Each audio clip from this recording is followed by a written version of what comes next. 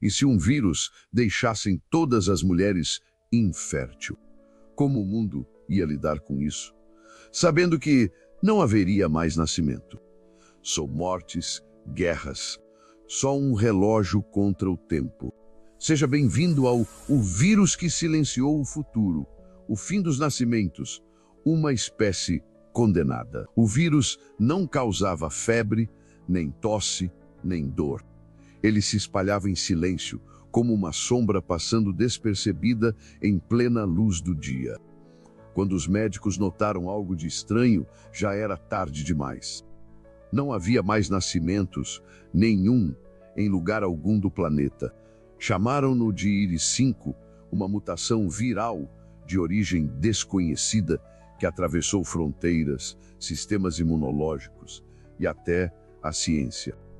Em menos de 6 meses, ele se alojou no sistema reprodutivo de todas as mulheres, tornando impossível a concepção. Nem fertilização in vitro, nem manipulação genética, nem milagres. Nada funcionava.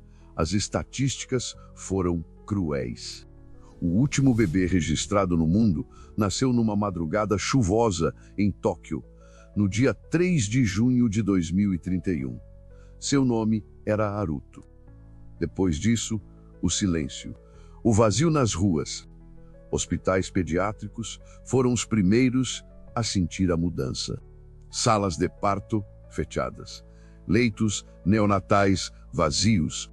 Berçários tornaram-se depósitos abandonados de esperança. Maternidades inteiras transformaram-se em alas psiquiátricas para tratar mulheres que não suportavam a dor da impossibilidade. Na televisão, os comerciais de fraldas desapareceram. Em seu lugar, apareceram propagandas sobre preservação da memória infantil, com vídeos antigos de bebês sorrindo, engatinhando, aprendendo a andar. Um apelo emocional, um luto coletivo disfarçado de marketing. As creches fecharam. Escolas primárias foram esvaziadas, pouco a pouco. Balanços em parques começaram a enferrujar. O barulho característico de risadas infantis desapareceu como fumaça levada pelo vento. E com o tempo, o mundo envelheceu. O relógio da espécie. Especialistas estimaram a humanidade teria, no máximo, 80 anos de existência após o nascimento do último bebê. Menos se guerras, doenças ou colapsos sociais antecipassem o fim. Governos entraram em colapso gradualmente. A economia global, antes impulsionada por jovens trabalhadores, encolheu como um organismo doente. Mercados que dependiam da juventude, brinquedos, roupas infantis, educação ruíram. Investidores correram para setores funerários, saúde geriátrica e inteligência artificial. A ONU criou o chamado Relógio da Extinção, instalado em Genebra, contando os segundos restantes até a estimada morte do último humano. O tempo tornou-se o maior inimigo da espécie. Reações em cadeia nas primeiras décadas, houve tentativas desesperadas de soluções. Laboratórios correram para encontrar uma cura, mas o vírus era um mestre do disfarce. Não deixava traços. Ele não matava, apenas retirava a centelha da continuidade. Era como se alguém tivesse fechado a torneira da vida e jogado a chave fora. Alguns países recorreram a medidas extremas. Testes forçados, experimentos antiéticos, até clonagem humana foi colocada sobre a mesa, mas nada funcionou. As cópias não eram viáveis, além de poucas semanas de gestação. Tudo se tornava natimorto. Grupos religiosos afirmavam que aquilo era punição divina. Cultos surgiram, idolatrando o vírus como um anjo do juízo final. Outros, em desespero, começaram a sequestrar as últimas crianças nascidas, acreditando que elas detinham uma genética especial.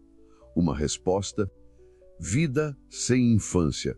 Com o passar das décadas, as crianças tornaram-se raras como diamantes. Haruto, o último bebê, cresceu sob escolta militar, protegido por um governo que o via mais como patrimônio genético do que como ser humano.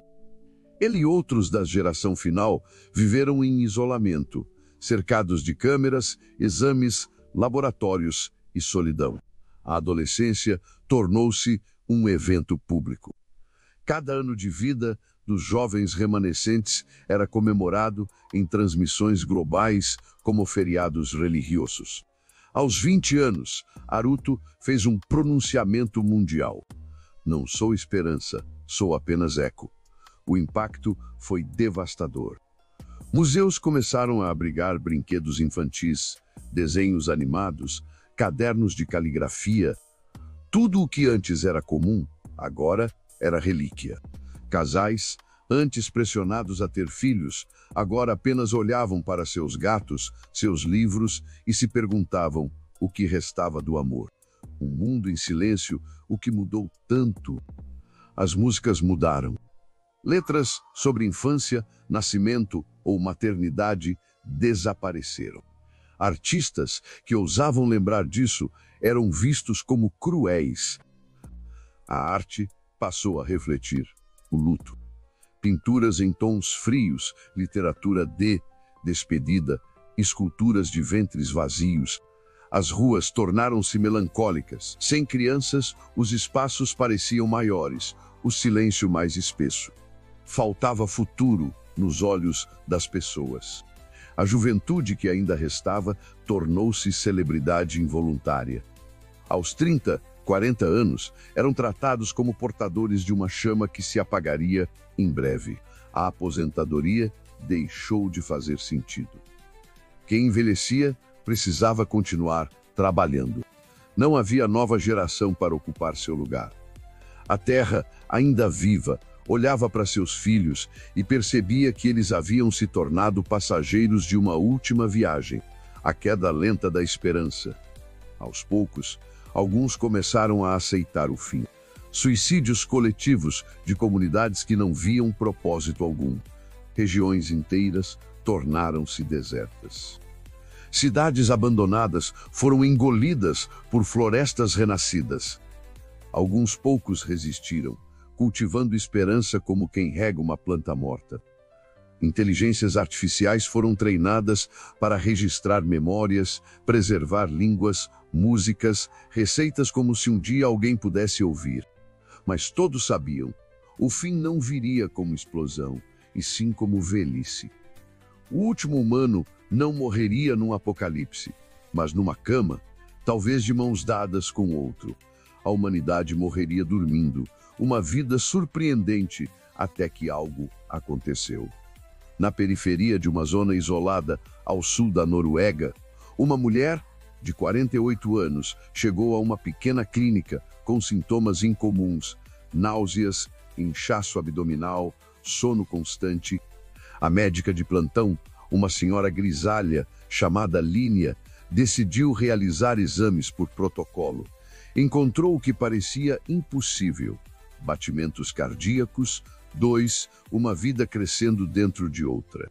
Ao longo de mais de 40 anos, nenhuma mulher engravidara naturalmente. Aquela seria a primeira exceção, ou, como muitos diriam depois, o milagre. A paciente, identificada apenas como Mira, não fazia parte de nenhum programa experimental. Não vivia sob proteção. Era uma ex-professora que vivia sozinha, cuidando de livros antigos e gatos. Nenhuma explicação para sua imunidade ao vírus foi encontrada. A notícia vazou, primeiro como rumor em fóruns médicos, depois como manchete global. Um partido novo começo. Governos se mobilizaram. A mulher foi levada para um local não revelado, monitorada, protegida, analisada, mas nada disso importava mais do que o simples fato. Ela estava grávida. No mundo onde o tempo escorria como areia entre os dedos, uma semente fora plantada ainda era cedo. Havia riscos, complicações, incertezas, mas pela primeira vez em décadas, alguém chorava de alegria por escutar um batimento. O que está achando dessa história? E se isso acontecesse, o que você faria? O filho da última mulher. O que o governo vai fazer? Quanto tempo nos resta? Se chegou no final desse vídeo, não acabou ainda. Não esquece de deixar o like e se inscrever no canal Mentalista para não perder o próximo episódio. Um abraço e até mais.